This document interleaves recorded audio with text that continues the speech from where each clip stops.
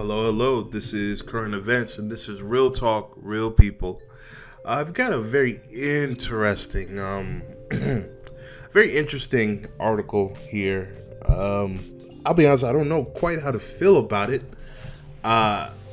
Let's just kind of get into it. The headline reads, "Marijuana sales will fund reparations program in Evanston, Illinois." Shout out to Illinois. My heart's in Illinois. This was written by Cedric Big Said Thornton. And I guess you guys will see what I'm talking about in a moment here. Let's get into it. Are reparations finally arriving? According to the New York Post, a town in Illinois is implementing a program to fund reparations for black people. In the midst of recreational marijuana becoming legal in Illinois on January 1st, lawmakers in the city of Evanston plan to use the revenues collected from the sales to help fund a reparations program. The money will go towards job training and other benefits of Evanston's black population, Pioneer Press reported. We can implement funding to directly invest in black Evanston, said, I think that's Alderman Robin Rue Simmons, who proposed the reparations bill. Yeah, Alderman. Alderman approved the use of money from its cannabis retailers tax with an 8-to-1 vote. All revenue collected next year from the city's 3% sales tax on cannabis will be placed in the new fund. City State estimated that the town will collect at least $500,000 a year from the new tax, which can start to be applied to the fund in July 2020, according to the interim city manager Erica Storley, as reported on Patch. Simmons said it was time to move past apologies and move toward a direct effort to close gaps in wealth and opportunities for black residents. Evanston has been preparing to lead the nation in this way for years. We've celebrated diversity, although it's drive by diversity. We honor our diversity and efforts for inclusion, ceremony, and resolution in our traditions. There's evidence throughout the town in public art. We created a chief equity officer position. We have appointed an equity and empowerment commission. And we have the equity lens that we use in our staffing, and we're not alone. Many of the institutions and nonprofits in town express the same sentiment and commitment.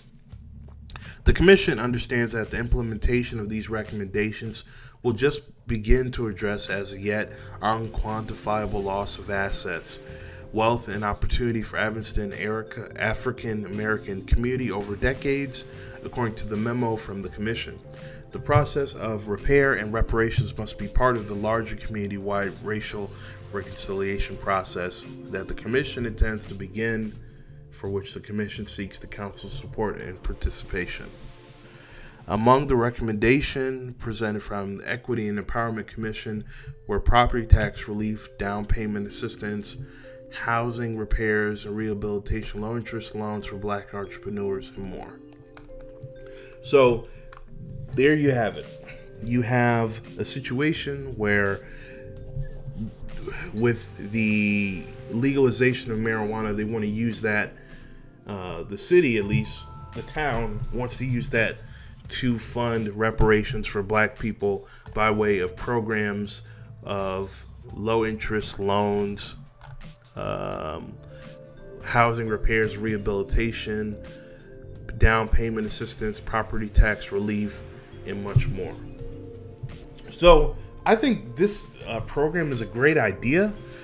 I don't know how I feel about them using marijuana profits to do it. I mean, having traveled to Colorado, been there and seeing what the legalization of marijuana has done for the city, it's consistently growing, progressing, and so on and so forth. So I've seen what it can do from a city standpoint of view. Now, if the city's taking a chunk of that money, or a huge chunk of that money, and putting it towards black people, I think that's a great thing.